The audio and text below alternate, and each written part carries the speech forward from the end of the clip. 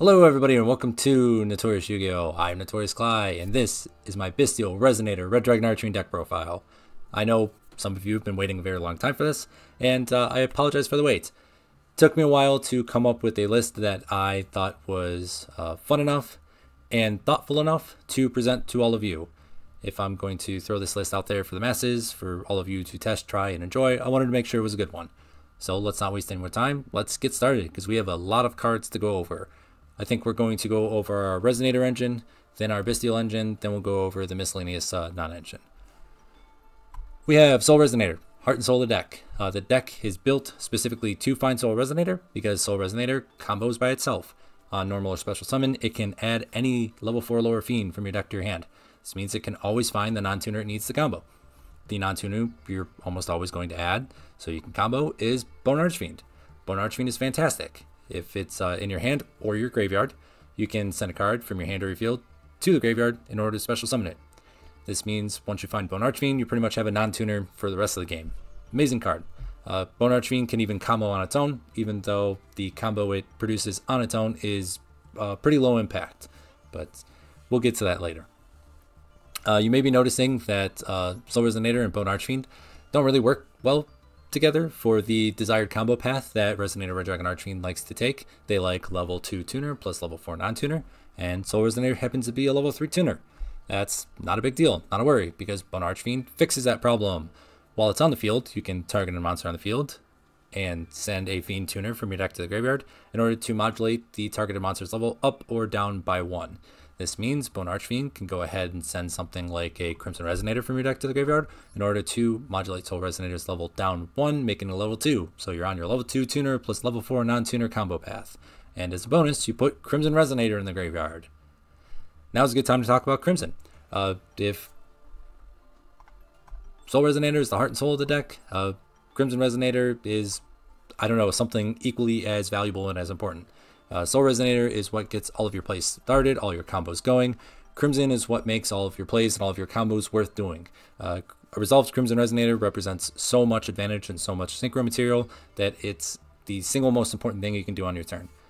Resolving its effect is the single most important thing you can do on your turn. I cannot stress that enough. While it's on the field, and the only other monster you control is the Dark Dragon Synchro monster, you can special summon up to 2 Resonators not named Crimson Resonator from your hand or your deck. The Resonators you're most commonly going to be summoning off of Crimson Resonator are Vision Resonator. It's a level 2 tuner, which is fantastic, and when it's sent to the graveyard from anywhere, you can add a spell or trap that mentions Red Dragon ARCHFIEND from your deck to your hand.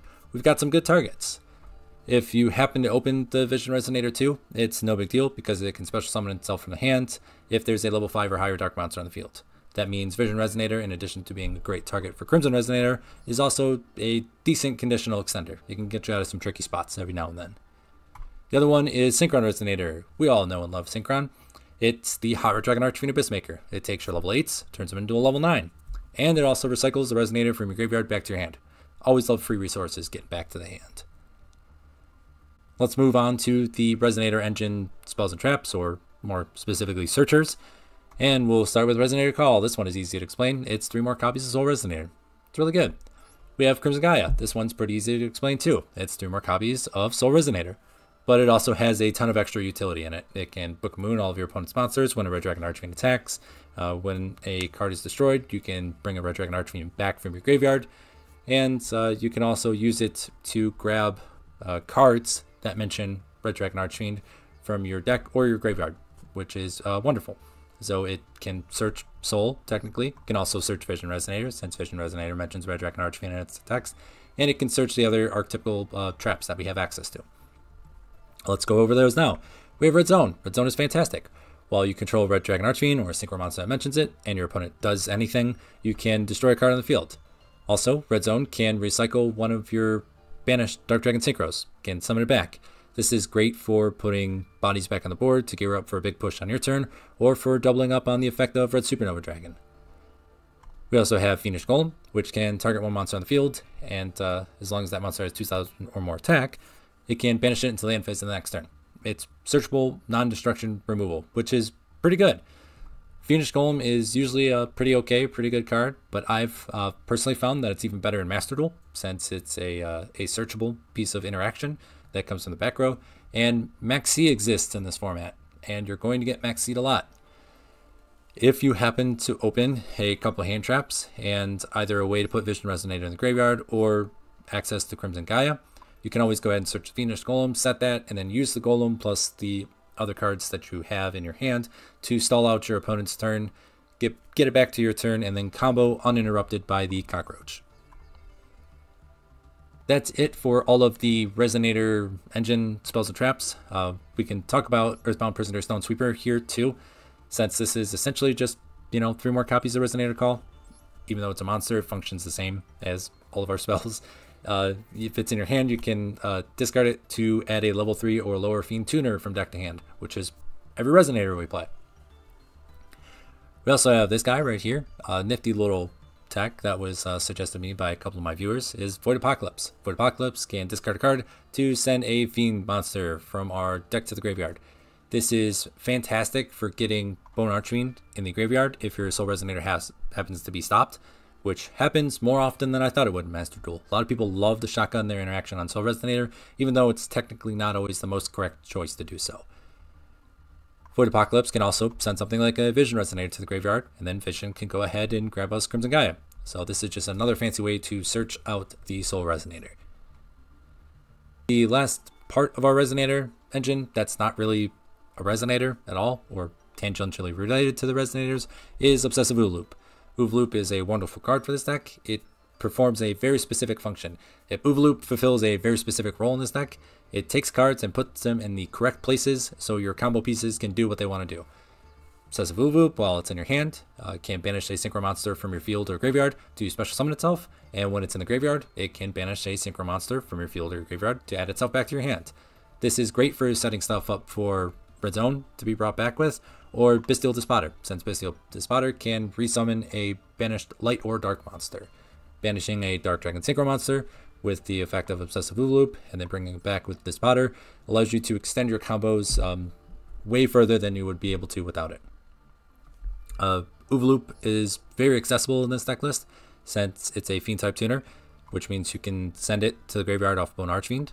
It's a level 4 lower Fiend, which means you can search it with Soul Resonator, and you can also send it to the graveyard with Void Apocalypse. You can also send it to the graveyard off of something like the Foolish Burial that we're playing. It's a wonderful card, and even though you don't really want to draw it, you're never really sad when you do. Next, let's talk about our Bystial engine really quick. We're playing pretty much the maximum number of Bystials we can, minus Baldrake. We're playing 3 Bystial Lebellion, 1 Druid Swarm, 1 Sarnier, and 1 Magnamut. I wish I had more access to Bystials, but unfortunately they are hit in Master Duel pretty heavily. The 2 best ones to keep an eye out for if they ever release or reduce the restrictions on them are Magnamut and Sarnier, since those technically represent more copies of the Bystial Lebellion. Sarnier, if it's sent to the graveyard, they can send a Bystial Lebellion to the graveyard. Gets Lebellion in rotation, which is wonderful. And then Magnamut searches a dragon, any dragon, so it can search the Bystial Lebellion for us. We technically do have 4 copies of the Bystial Lebellion. We have the 3 Lebellion we're playing, and then the 1 Foolish Burial, which can go ahead and send it to the graveyard for us. Ideally, I would like to be playing a slightly smaller deck list in order to guarantee more access to the Bystials. However, I've found that even though the Bystials are good in this current Master Duel meta, the success or the competency of our Resonator Red Dragon Archfiend deck does not depend on seeing the Bystials. The Bystials are a nice bonus. They're a good plan B. They're a good contingency plan. But they are not necessary for Resonator Red Dragon Archfiend to succeed. I found that having a lot of non-engine interactive cards, hand traps, is more impactful than just opening Bystial Lebellion. Being able to stop our opponent's plays, stop them from creating a board that we can't break, is more important than having access to 1 extra piece of. Is more important than having 1 extra Lebellion or Bystial to try and break their board with. And that brings us to the aforementioned hand traps, and we're playing a lot of them. As I mentioned, it seems like one of the prerequisites to playing this game at the higher ranks right now is to have a lot of ways to interact with your opponent on their turn, and all of these hand traps help us do it.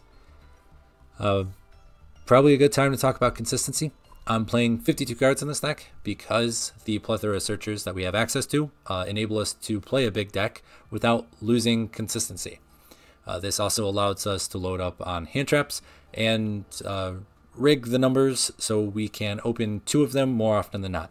Opening 2 hand traps against pretty much any deck is very impactful. You can stop them from building a board altogether, or at least force them into building a board that you can then break with your engine.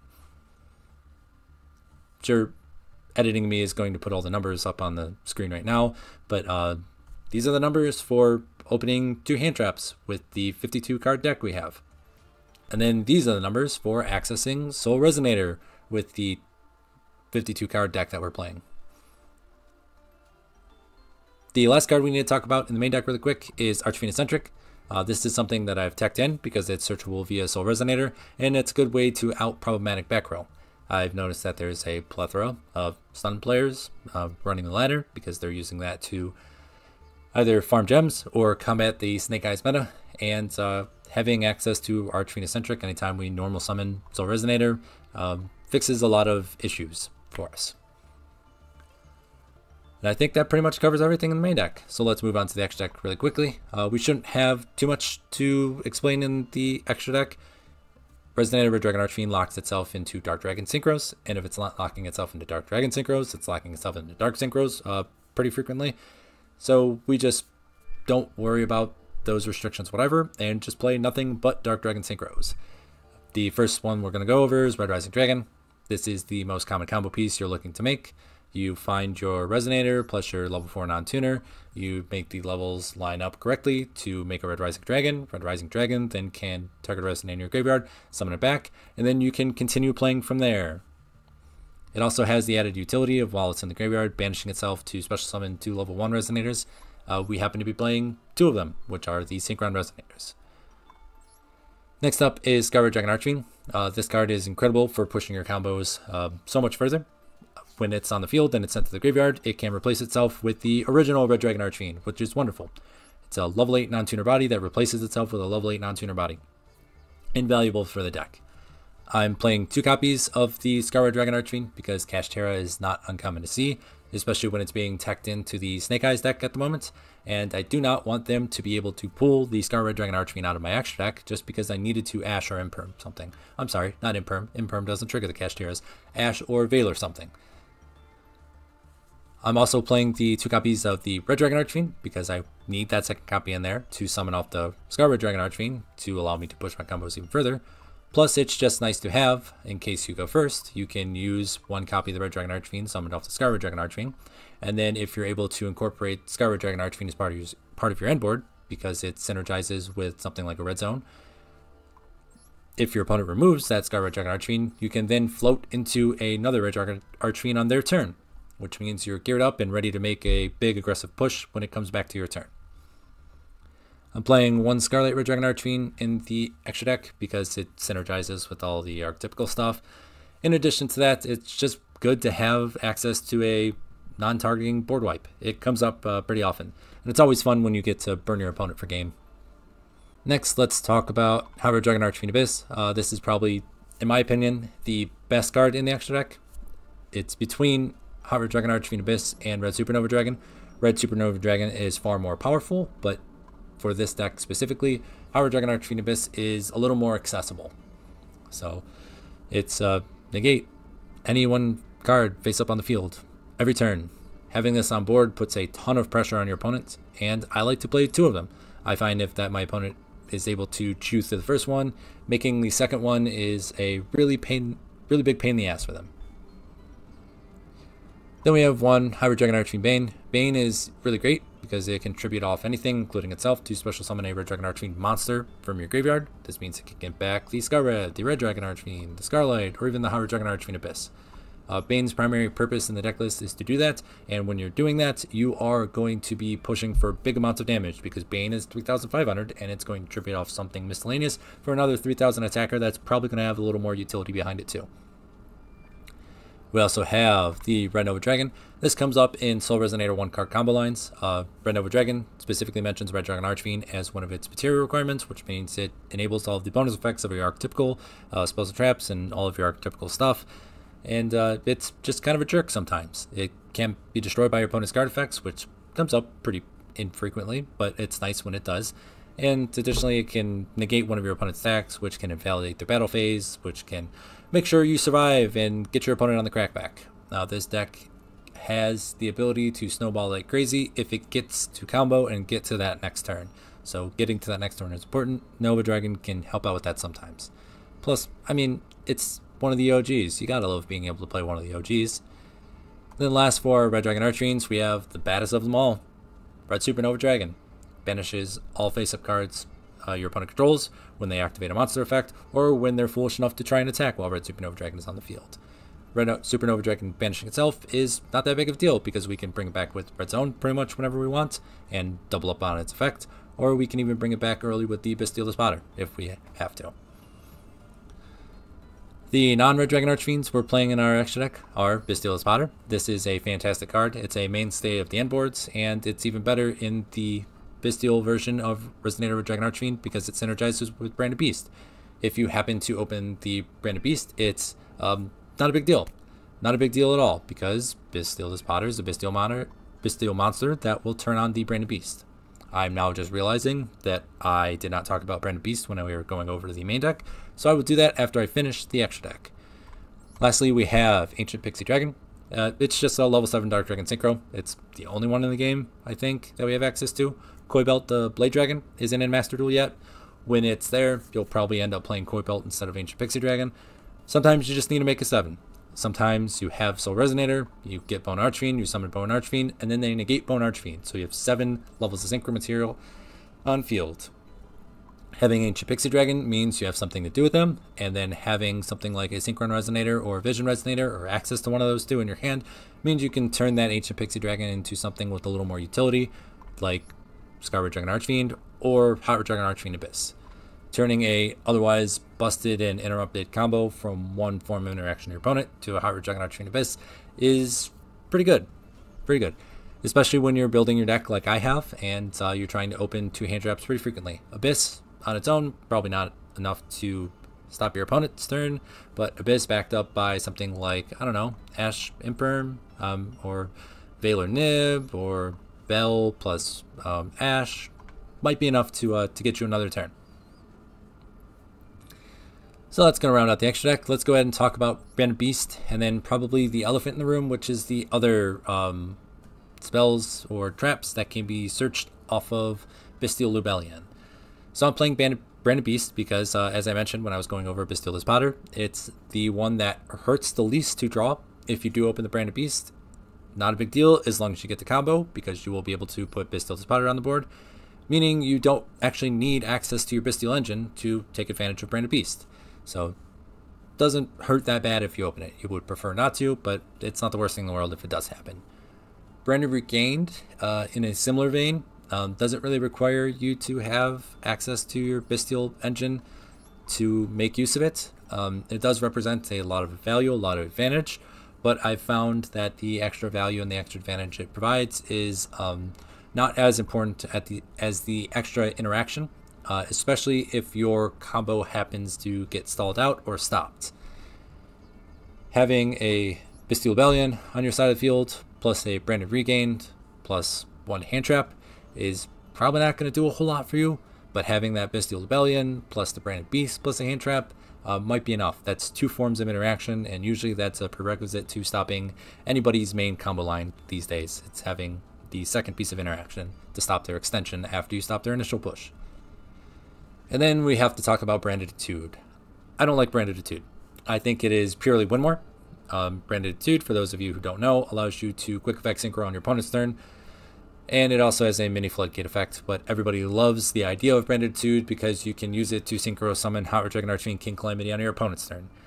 Hot Red Dragon ARCHFIEND King Calamity on your opponent's turn is cope. In order to pull off that big flashy combo, you already have to be in a winning position.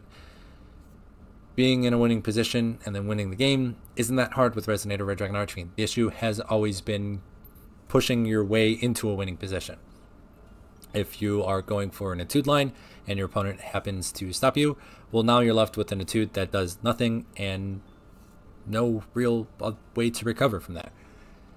If you do want to use Etude though, my best recommendation for using branded Etude would be to not go all in on the Calamity Lock, but instead use Etude as a way to access toolbox synchro monsters that Resonator, Red Dragon Archfiend otherwise doesn't have access to because of its Dark Dragon synchro lock.